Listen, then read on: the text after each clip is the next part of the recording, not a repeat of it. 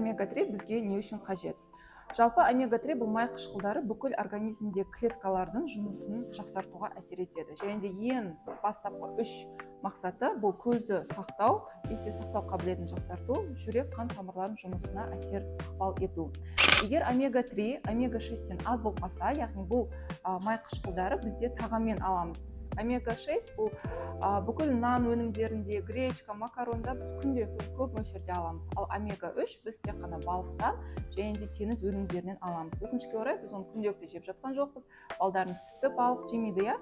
Сондықтан осындай бат түрінде біз күнделікті тағаммен бірге алуымыз қажет. Ағзамызға ол өте қажет. Себебі омега-6 көп болып, омега-3 аз болса, онда организмде дисбаланс болады.